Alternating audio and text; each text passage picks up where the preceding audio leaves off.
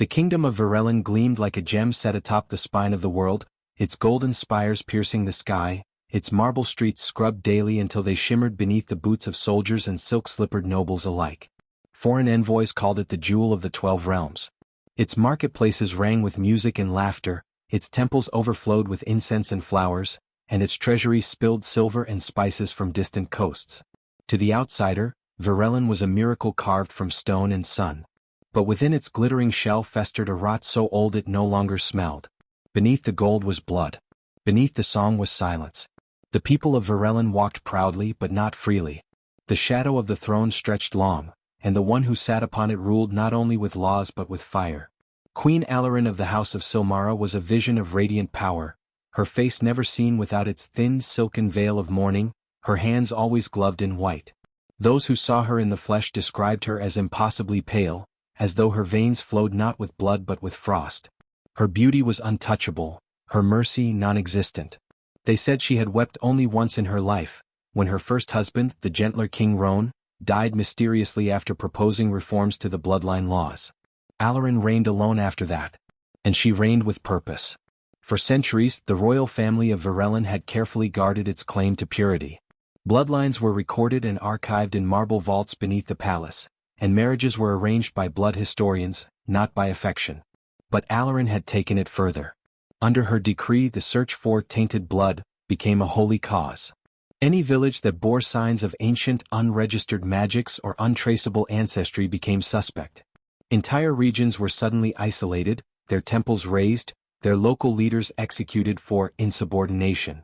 She established a new court, the Veil Tribunal, comprised of robed judges who traveled with fire-bearers and black banners, conducting purity trials wherever rumors of defiance surfaced. No punishment was more feared than fire. And so came the stories. Whispers told in taverns before dawn, muttered prayers uttered over cooking pots and infant cradles. One story returned again and again, each time more obscured by fear than memory. They said that deep in the southern highlands, nestled among pine and fog, there was once a village that refused to kneel. A place where the old songs were still sung in the native tongue, and girls were taught to read the stars and call the wind. When the tribunal arrived, they found no one pleading, no one bowing. The villagers stood proud, even the children. The fire-bearers lit their torches without trial. The queen had ordered it personally. And the village, its name erased from maps, was consumed in a night of screaming flame. But fire, though mighty, is never perfect. Ash blew northward for 3 days and 3 nights, carried by storm winds that hadn't been forecasted. Black flakes clung to the gates of the capital, turned drinking water dark, and left smudges on white linens. Alarin ordered a second burning just to be sure. A waste of oil, some thought. But even now, years later, the ashes never quite washed away. They collected in corners, in alleyways, under altar stones. No matter how often they swept, the soot returned. Old women muttered that something had been born in the fire. They said a child had been carried out in the smoke, lifted by wind, cradled by embers. Not saved by anyone. Not entirely human. Something that belonged to the old gods. Something forgotten. Something returning. And though the queen forbade such stories, they spread like wildfire among those whose mothers still remembered the taste of real magic. There was no proof, of course. No one had seen the child. But still the ashes clung. Still the soot whispered. And deep in the bones of the kingdom, something stirred. In the farthest stretch of the cinderpine wood, where even maps gave way to blank spaces and superstitious warnings, a girl was raised in silence and shadow. Her name was Kayla, though it had never been written in ink or recorded in any ledger of the crown. She belonged to no parish, no school, no census. Her birth had been quiet, though the fire that surrounded it had not. While her kin burned in the southern village that no longer bore a name, she was pulled screaming from her mother's body and handed not to kin or cradle, but to 3 cloaked midwives who did not wait to mourn. The midwives had known this day would come. Not in detail, but in the way all wise women feel the change in wind and the hum of something shifting in the soil. They saw the pyres on the distant hills, heard the queen's banners crackling like serpents' tongues. They watched the sky darken with unnatural soot, and when they carried the infant through the hidden paths of the forest, the smoke seemed to follow like a veil of mourning behind them. Kayla did not cry much in those first days. She cooed at the glowing embers of the hearth fire, reached out to touch candle flames without flinching. When she was a toddler, she began to draw circles in the ash pan, patterns the midwives did not teach her. Whorls and sigils, old glyphs thought long forgotten. She would speak to the smoke curling from the stew pot, murmuring words that were not quite her own, language passed to her by something older than speech. She grew with the forest and the forest grew with her. The women who raised her were not bound by one name. Sometimes they called themselves crones. Sometimes witches. Sometimes nothing at all. They spoke the old tongue when they taught, and Kayla learned it the way birds learn flight. The crones taught her how to survive, how to listen to the sounds beneath sound, the stirrings of stones, the breath of bark, the way wind remembered the names of the dead. But her strongest bond by far was with ash. Not fire, but what fire left behind. She could press her hand to a pile of soot and hear things, half-sung names, sighs, warnings. The fire had killed her family, but the ash remembered them. The ash whispered their grief. As she grew older, the whispers grew clearer. By the time she was 12, Kayla could blow a plume of ash into a bowl of water and see shapes within the ripples. Faces, maps, crowns split down the middle. When she was angry, embers would spring up beneath her footprints, smoldering through moss and leaf without lighting the forest ablaze. Her power didn't scream or shine. It drifted. It lingered. It haunted. The crones warned her not to rush toward vengeance. They taught that fury was a blade that must be tempered, not wielded blindly. But Kayla's anger was older than she was. It had been passed into her with the blood of a slaughtered village, with the breath of her dying mother.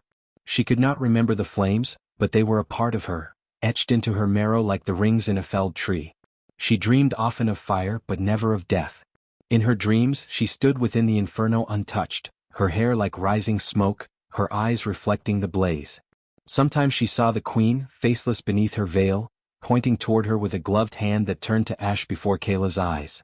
By the time Kayla turned 15, she no longer needed the crone's guidance for magic. She could shape figures from soot that moved like insects and whispered in her ear. She could trace someone's breath through the forest by the way their warmth disturbed the ash on the leaves. Animals did not fear her, but they kept their distance as if unsure of what she was. She began to ask questions. Sharp ones. About the queen. About the tribunal. About the village that had no name. The crones answered carefully. They had shielded her from the world not because they feared her weakness, but because they feared what the world would become when it discovered her strength. But Kayla had already begun to see through their caution. The wind brought her news long before words did. The way birds flew lower when the crown's hunters marched through distant paths, the shift in the temperature when a border village fell silent. She had never seen the capital, but she could feel it pulsing in the north like a wound, and her heart beat in time with that pain. She took to wandering alone more often, walking through hollows and glades where black-barked trees grew, trees touched by old magic and scorched in forgotten wars. Sometimes when she wept, the forest wept with her, misting with fog and falling ash without fire. Other times when she raged, whole glens would smolder, their leaves curling and twisting without any visible flame. One night, under a moon so thin it looked like a blade, Kayla carved her name into a stone with a shard of obsidian and said aloud, "I will not be forgotten." The wind answered her. A swirl of ash rose from the ground and wrapped around her arms, clinging to her skin like ink. It did not burn. It stayed. The crones found her in the morning, standing barefoot in the center of a scorched circle. They said nothing, only looked at her, then at the sky, then at each other. And in their silence was both mourning and awe. Kayla no longer needed to be told what had been taken from her. She remembered it in her bones. And her bones remembered flame. In the marble depths of Varellan's palace, beneath the silken floors where the nobles danced and dined, maps were unfurled on obsidian tables. Candles flickered without scent. Red ink marked the places where fire had already fallen. Villages erased, temples collapsed, forests seared to the root. And yet, the queen's silence was restless. Her kingdom did not sleep. It began with whispers. A patrol of scouts passing through the southern fringes of the cinderpine would reported strange sightings. Coals that glowed without fuel, patches of ash where no fire had touched, trees whose bark held markings no one could read. The lead scout, a man of quiet nerves and sharper eyes, sent a single feather back to the palace, dusted in soot, heavy with the scent of burnt myrrh. It was an old trick. A silent message used by elemental practitioners centuries before. A message that said, "Magic lives here." That was enough. The queen, ever watchful behind her shroud of lace and venom, called upon her most trusted blade, Severin, the king's old advisor, now her only remaining confidant.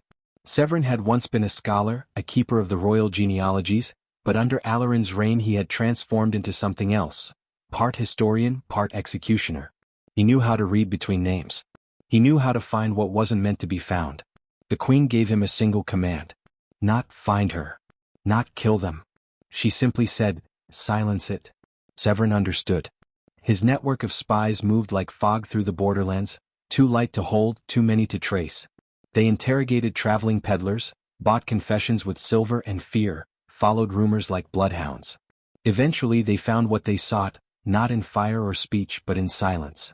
In the way a shepherd refused to name a stretch of forest. In the sudden silence that fell when a traveler mentioned the name Kayla, even though he swore he had made it up. It was enough. Severin marked the map, sent his fire-bearers and waited. Kayla had not been idle. Since her awakening in the ash-ringed glen, she had grown more precise with her gifts. She no longer summoned smoke in anger but in purpose. She could listen through cinders like a scout through a spyglass. She began to shape the air around her with scent and memory, blending her presence into the forest itself. The crones watched with equal pride and unease. Power, after all, did not protect. It only sharpened the blade. She had no illusions about the crown. She knew what they had done. She knew they would return. Still, she believed she had time. Time to grow stronger. Time to learn the names of the dead. Time to prepare her revenge. But revenge is a cruel god. It requires sacrifice before it offers gifts. It was not one of the crones who betrayed her. It was a boy. Younger than her, quiet as snowfall, found half-starved near the edge of the cinder pine and taken in out of pity. He had amber eyes and a shattered voice. He had flinched at loud noises and wept in his sleep. Kayla had watched him from the shadows, then from beside the fire, then from across the table as he ate. He never lied, not once. But he never spoke truth either. And in the end, it wasn't his words that betrayed her. It was his silence. The fire-bearers came in the deep black of a stormless night, when the air was still and the crones slept lightly. They did not arrive on horseback or with horns. They came through the trees like disease. No torches lit the path. They carried heat in their hands, coals wrapped in talismans, smoke-cursed brands that could call flames from bark and bone. Kayla woke to the sound of the forest gasping. By the time she stepped outside, the glen had already begun to burn. One of the huts collapsed in a burst of light and sparks. She screamed for the crones, called the wind to cloak her, the ash to rise and obscure, but the attackers had studied her kind.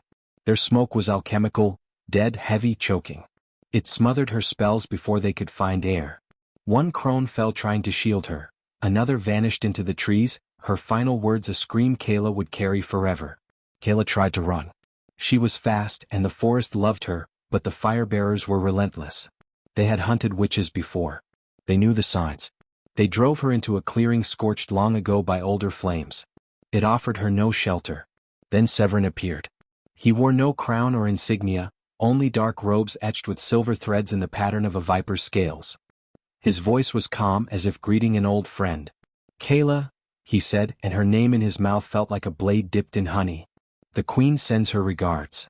She gathered the ash around her, made one last effort. The ground trembled. The smoke stirred. A spark danced on her palm, but Severin's talisman flared, and the power fled like a frightened bird. They did not kill her. That was the part she didn't understand at first. They bound her hands with chains laced in cold iron and powdered obsidian. They gagged her with silk soaked in dead salt. They carried her through the woods like a trophy and still they did not strike. When she asked why, when she finally spat blood and demanded to know why she yet breathed, Severin smiled and said, because the queen wants the people to see. You don't kill a ghost, Kayla. You make it vanish. She was taken north, bound and drugged, toward a city she had only ever seen in fire dreams. And behind them, in the ruins of the glen, the fire still burned, but the ash did not settle. It rose. It followed. Remembered. They brought Kayla into the city at dawn, when the sky was still a bruised shade of blue and the fog hadn't lifted from the cobbled streets. The procession was silent at first, save for the soft clink of her chains and the hush of curious murmurs from behind shuttered windows. The capital had not seen a public execution in decades, not one like this. The last time the pyres had burned in the palace square, it had been during the blood reckonings, when the queen had first declared war on impurity. This was different. This was not just a death, it was theater. Kayla walked barefoot. The iron shackles around her ankles had already cut into skin. Her arms were bound behind her back, and her dark hair was matted with smoke and old blood. Despite it all, her head was held high. She looked at no one, but she heard everything. The whispers turned into shouts as they entered the square of judgment. People crowded the perimeter behind the guards, kept at bay by spears and fear. Nobles in embroidered silks jostled for better views from their balconies. Priests from the high temples stood in a line, holding censers and reciting chants meant to purify the air. Even the children had been brought out to watch. Their parents told them they would witness history. A witch, they said. A heretic. A daughter of smoke. Kayla said nothing. She was marched to the center of the square, where a great pyre had been built. Thick logs stacked high and bound with ceremonial gold twine. Incense and oils had been poured on the wood, not to mask the smell of burning flesh, but to sweeten it. The queen had spared no expense. Queen Alarin appeared like the shadow of the sun, descending the palace steps with her face veiled in black and her gloved hands cradling the firebrand. Her court flanked her, all in white, their mouths thin with disgust and delight. They watched Kayla with expressions that hovered between awe and revulsion. The herald's voice rang out across the square. Let it be known that Kayla, daughter of Nun, born of smoke and falsehood, is sentenced to the cleansing flame by order of Her Majesty the Queen. Let her death unmake what should never have been. The crowd cheered. Kayla was bound to the stake. A crown of thorns was pressed onto her brow, a mockery of regality. She did not scream. Her eyes scanned the crowd once, slowly, deliberately. When she met the queen's gaze through the veil, she smiled. The queen did not. Alarin descended the final step, approached the pyre, and touched the firebrand to the wood herself. The flame caught immediately. The crowd gasped, some in awe, some in glee. The smoke billowed upward in thick black waves. But even as the fire reached her feet, Kayla remained silent. Then, as it began to climb her legs, she opened her mouth, not to scream but to sing. The words were old. Older than the palace, older than the city, older even than the bloodline that Alarin so jealously guarded. They were the words of wind and stone, of ember and echo. Her voice was low at first, raspy with pain, but it did not falter. As the flames climbed her body, her song rose with them. The air changed. The smoke twisted, not in aimless plumes but in shapes. Symbols. Glyphs that hovered above the pyre, burned bright against the morning sky, then scattered like birds startled from a tree. The fire turned blue. The incense caught the wrong wind and choked the priests. Then Kayla screamed, but not in pain. In fury. Her voice cracked the silence. Her final words split the air like thunder. The flames surged. The queen stepped back. And then, nothing. The fire collapsed into itself, burned down in a rush of heat and silence. When the smoke cleared, the pyre was ash. Of Kayla there was no body. No bones. Nothing left to bury. Only the chains remained, blackened but unbroken. And the ashes. They didn't fall. They rose. Drifting upward, slow and deliberate, they scattered on the wind and disappeared into the air of the city, into its streets, its wells, its homes. No one could say where they went. But they did not settle. They lingered. It began the day after the pyre. Not with fire or thunder, not with anything grand. Just a smear of black dust on the queen's mirror. A streak, nothing more. The servants wiped it away and said nothing. But the next morning it returned, longer this time and curling at the edges like script. By the third morning it had become a word, remember. No one mentioned it aloud. The queen's bedchamber was cleaned in silence, the ash scrubbed with cloths soaked in holy water. The mirror was turned to face the wall. But still the soot came. In her bathwater, on her gloves, beneath her eyes when she removed her veil. The palace, once radiant and immaculate, grew heavy with unease. At first it was subtle. A smell of char that clung to silk gowns after court assemblies. The sudden fogging of glass despite clear air. Footsteps leaving black prints across stone corridors when no one was walking. Scribes began to miswrite royal decrees, their hands twitching as if guided by something else, transposing letters into the old tongue, spelling out fragments of words long outlawed. Then came the feast. It was meant to celebrate the queen's success, a banquet in honor of the cleansing. Nobles gathered in crimson and gold, feasting on buttered pheasant and cloudberries steeped in wine. The chandeliers sparkled. Musicians played lilting songs on silver flutes. Toasts were raised, each one emptier than the last. Queen Alarin sat at the head of the table as pale and poised as ever, her black veil freshly pressed, her voice calm as she gave thanks for the kingdom's continued purity. And then the smoke came. It began in the rafters, no fire, just a thin black haze that slithered between the beams like mist. Guests noticed it slowly, thinking at first it was part of the incense. But the scent turned acrid, bitter, thick. By the time the fifth course was served, the music had stopped. The air was choking. Guests coughed, eyes watering, mouths covered with kerchiefs. A duchess fainted into her soup. One of the stewards collapsed, blood trickling from his nose, ash pooling in his mouth. The feast was abandoned in chaos. The queen did not flinch. She stood calmly as her guests fled, as her servants dragged the unconscious into the halls. Her veil fluttered slightly. She said only, "It is nothing. Have the chimneys cleaned." But behind her veil, her hands trembled. After that, the phenomena worsened. Servants began to vanish. Not in great numbers, just one here, one there. A maid gone from the laundry chamber, her mop found standing in a pile of ash. A cook missing from the scullery, her apron still smoldering in the corner. One of the palace guards was found staring into a mirror, completely still. His mouth had been forced open, stuffed with soot. He didn't speak again. Then came the death of the youngest prince. Prince Ghanian had been only 10. Pale and sickly from birth, some said the ash had taken pity on him. Others claimed it was a punishment, for his blood bore the same mark as Alarin's, tainted, though the queen would never admit it. His nursemaid found him at dawn, curled in bed as if asleep. But his skin was cold and his lips blackened. When the royal physicians opened his lungs, they found them packed full of ash, as if he had breathed only fire in his last moments. No sign of burn or trauma. Just soot so fine it coated his ribs. The palace was thrown into mourning, though no bells rang. The queen did not weep. She did not allow it. Grief, she said, gave shape to ghost. And Varelen was a kingdom without ghosts. But the court whispered. Behind fans and folded papers, behind closed doors and locked chambers, they spoke Kayla's name again, some with fear, some with awe. The ash was her doing.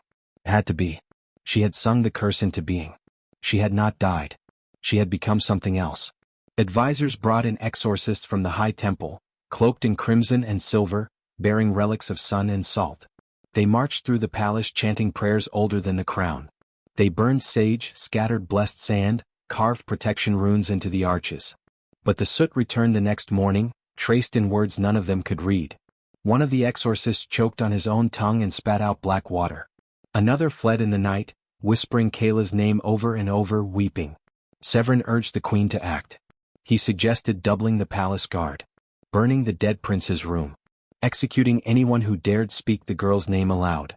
He even hinted, cautiously, that perhaps Kayla's remains should have been interred properly, or at least scattered far beyond the kingdom's borders. But Alarin would not yield. She was nothing, the queen said. Nothing but smoke. And smoke disperses. Still, she ordered the palace mirrors to be covered. The glass whispered now. Anyone who stared too long saw things that could not be explained. Faces reflected that did not belong, glimpses of fire flickering behind their eyes. Soot curled from corners without flame. The chandeliers swayed though there was no breeze. The wind, when it came, smelled not of sea or pine or garden but of ash and scorched lavender. And always, always came the words. Written in soot on parchment, scratched into stone beneath the carpets, forming in frost on the windows. She remembers. The queen no longer slept in her chamber. She moved between rooms nightly, always guarded, always gloved, always watched. But still the ash found her. Still the mirrors whispered. Still the curse grew. Varelen, for all its gold and power, could not cleanse what it refused to name. And Kayla, long dead to the world of flesh, had found her way into its breath. The queen no longer allowed fires to burn in the hearths of the palace.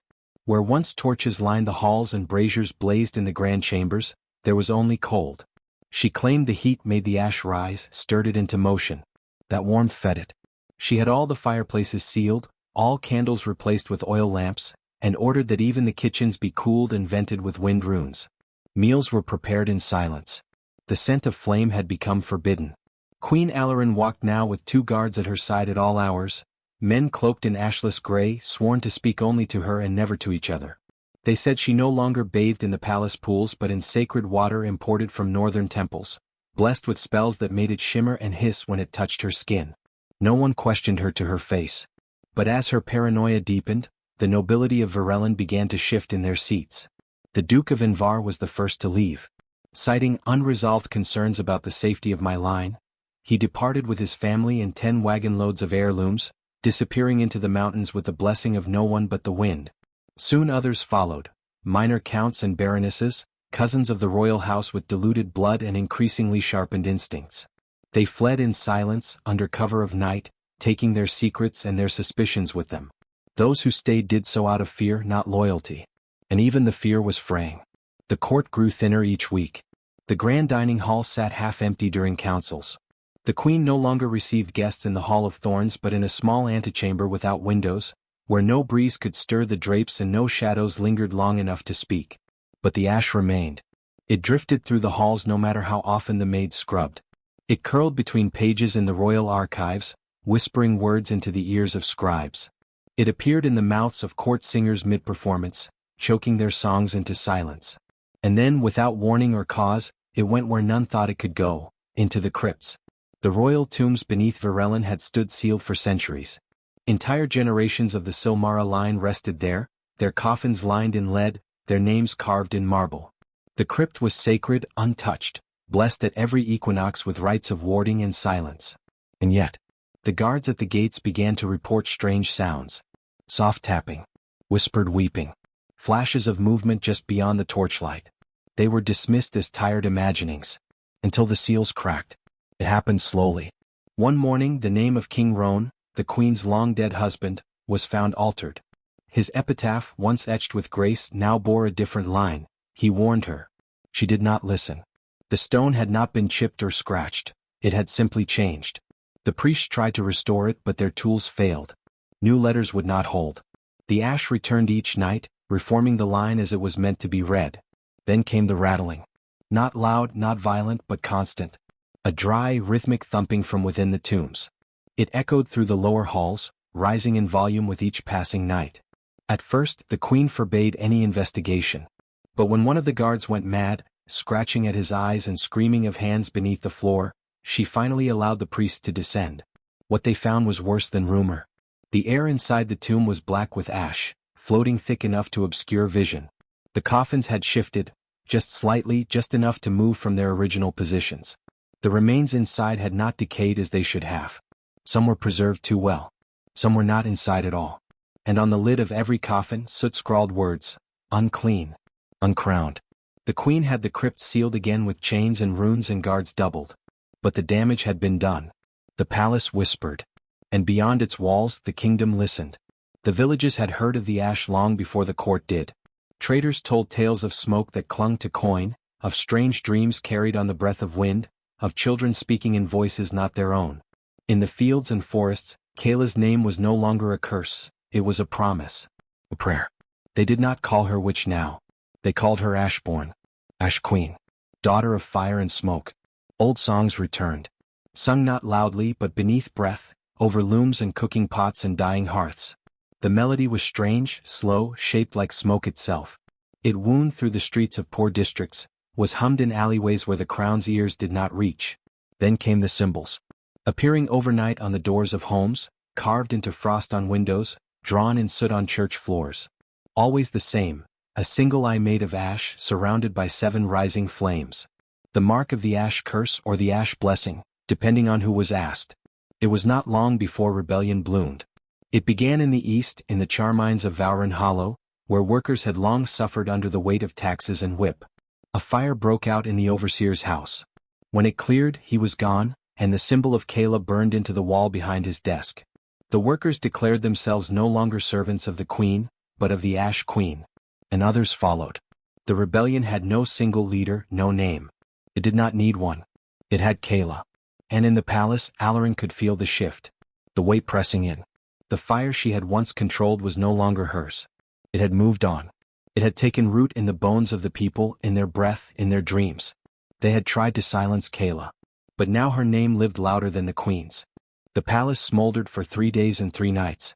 Its great towers, once symbols of Varellon's enduring power, collapsed one by one into glowing heaps of stone and gold-veined ash. Smoke blanketed the sky like a second kingdom, heavy and unmoving. Birds would not fly through it. Even the wind, once sharp with sea salt and pine, had changed, slow now as though careful not to disturb what had been conjured. And in the blackened skeleton of what had once been a throne hall, people claimed they saw her. At first it was only rumor, whispered by rebels who stood on the ruined walls, their soot-covered faces lit by the dying embers below. Then the stories spread among the common folk who crept back into the city, stepping over rubble and char, searching for what remained. They all said the same, that a figure moved through the ruins untouched by flame or heat. A girl, tall now though she walked with the lightness of smoke, her skin pale as moonstone, her hair white with ash. Her eyes, they said, were not eyes at all but small burning coals, steady and unblinking. And when she passed through the fire-lit rubble, the flames bowed inward as if drawn toward her, as if remembering her. They called her the Ash Queen now, not in jest or fear but in reverence. Some knelt when they saw her. Others only watched, too stunned to move as she drifted through the broken heart of the kingdom. She did not speak. She did not need to. Her presence alone was enough. Wherever she walked, the fires dimmed but did not die. They waited. They watched. They bore witness. And Kayla bore none of the rage she once had. That time had passed. This was not revenge, it was ritual. She passed through what remained of the Queen's garden, now a wasteland of cracked fountains and thorned vines. Through the Hall of Thorns, its marble columns blackened and dripping with soot. Through the nursery wing where the fire had burned unevenly, some rooms untouched, others scorched to shadow. It was there, in the quietest of the palace's remains, that she found the child. A single infant, hidden in a cradle of polished ebony beneath a collapsed canopy of silk and gold. The child did not cry. Their skin was unmarked, their breath shallow but steady. The room smelled faintly of lavender and smoke, though the fire had not touched the walls. Kayla stood in the doorway for a long time, watching. No one followed her. The guards had fled, the rebels stayed outside the gates. The capital was still, waiting for her to choose. The infant opened its eyes, blue, wide, unsure. It made no sound. Kayla stepped forward, her footsteps silent in the ash. Her fingers hovered above the child's chest, and for a moment the air seemed to hold its breath. The child stared up at her, unknowing, innocent. She did not kill the child. Instead, she leaned down and whispered something, words lost to wind, old and formless. As she spoke, a curl of black smoke rose from her lips and danced down onto the infant's skin. It shimmered, then faded, leaving behind a mark no wider than a thumbprint, an ink-black sigil etched just below the collarbone. It was not a curse. Nor was it a blessing. It was memory. Kayla pulled back, her expression unreadable. The ash in the room seemed to pulse once, gently, as if in agreement. As she turned to leave, the flames at the edges of the room stirred. A breeze rose from nowhere, cold and sharp. It moved through the nursery, tugged at the silken curtains, swirled the ash like falling snow. Then it spoke. Not in words heard with the ear but in meaning, deep, undeniable. A message not only for the child but for the kingdom, for the bones of the palace, for the roots of the mountains and the rivers yet blackened. Let no one forget. The wind repeated it again and again in the leaves, in the crumbling stones, in the echoes of broken halls. Survivors heard it as they sifted through the ruins. The ash carried it. The air whispered it in dreams. Let no one forget the girl they burned. Let no one forget the price of silence. Let no one forget the blood in the fire, the name in the smoke, the truth etched in soot. Kayla disappeared that day. Some say she walked into the last standing flame and vanished. Others say the wind took her, lifted her like ash and scattered her across the corners of the kingdom. A few claim she walks still through forests and forgotten places, barefoot and burning, leaving signs for those who still listen. But none dispute what happened. None deny the mark she left. The infant lived. No one could agree who the child was. Some said the last heir of the queen's blood. Others said a servant's child hidden for safety. Others still believed the baby was a creation of Kayla's magic, born from soot and mercy. Whatever the truth, the mark remained. The rebels found the child and raised them not as royalty, but as a reminder. They did not hide the sigil. They taught its meaning to every new generation. It became a rite, a promise etched in skin and memory. Not all bloodlines survive the fire. But some are forged by it. They called it a myth. A superstition of the soot-born. An old folk tale from the blackened era. The courts of the new kings declared it treason to speak her name aloud. They banned the symbols, seized the chants, outlawed the teachings.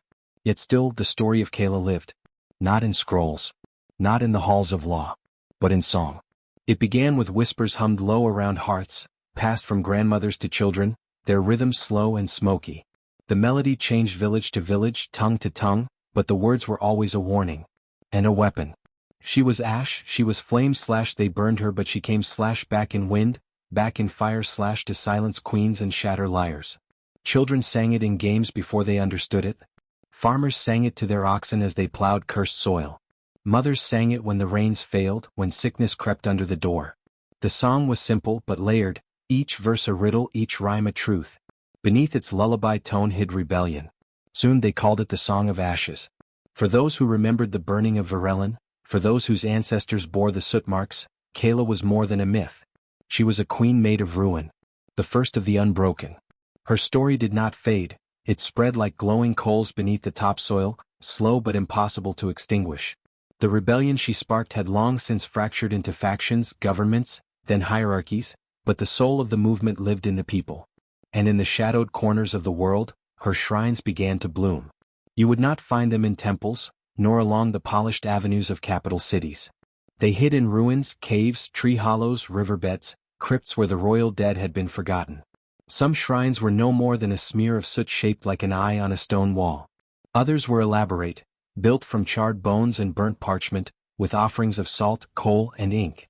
At the heart of each shrine was her mark, the seven-flamed eye, drawn with ash and blood. The same symbol that had once appeared in every street after her execution. The same that had been carved into the flesh of the last heir. In these sacred places, people whispered the forbidden verses of the song. They lit black candles and burned bitter herbs. They spoke to her not as a goddess, but as an ancestor, a herald, a storm waiting to rise again. The Order of Embers emerged quietly. Not a kingdom, not a church, something older. Loosely woven cells across the land, bound by ash-blood memory. They carried no flags, wore no uniforms. Only soot across the brow and the quiet knowledge that the world, though changed, was not yet just. For the nobles rebuilt. Not Varelen, for that place had been left in ruins, cursed by lore and drought, picked clean by scavengers and scholars. But other kingdoms rose in the distance, ruled by lineages that swore they were untouched by Queen Alarin's madness. Still their records bore gaps. Their vaults contained artifacts scorched with sigils they refused to translate.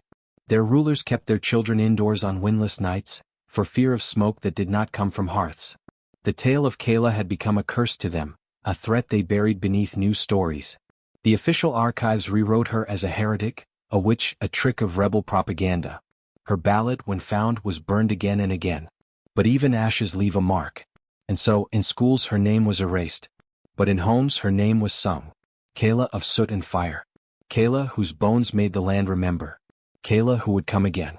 The order did not speak of conquest. They prepared. Quietly. Patiently. As she had waited. They trained in secret arts, earth listening, ember speaking, wind hiding. They sought out those born with smoke in their lungs and sparks in their veins. They protected the old bloodlines where they found them, shielding children who showed signs of the mark. All of it fed by song. Not belief, memory. They called themselves ash walkers. Not warriors. Not priests. Carriers of fire that could not be seen until the world turned dry again. And then one year it did. The sky shifted. The rivers ran low. Wildfires in the south consumed entire forests, moving too fast for the wind to keep up. In the north, embers rained from stormless clouds. Dust coated crops before they bloomed. Animals turned restless. Then people. And on the horizon, smoke began to rise. Not from villages, not from battles, not from hearths. From the heart of what once was Varelen.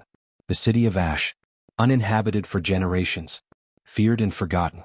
But now, fire bloomed again from its broken bones. And out of it walked a girl. She had pale skin and white hair matted with soot. Her eyes were not red but ember orange, alive with low-burning coals. She was barefoot. Her dress was stitched with flame thread. And she walked slowly as though listening to something no one else could hear. She crossed the ruins, stepping over melted gold and shattered bone. She came to the black stone where the old throne had once stood. The winds, long silent, began to stir. The ash swirled around her. She knelt. Her hand pressed into the earth, and the soot leapt to her skin like memory. Whispers rose, barely heard. Names, chants, flames. The voices of every crone and child and rebel who had died with Kayla's name on their lips. The girl smiled. And far away the ground cracked. The sky darkened. The wind carried an old scent. The song began again. They will burn again, but this time for truth,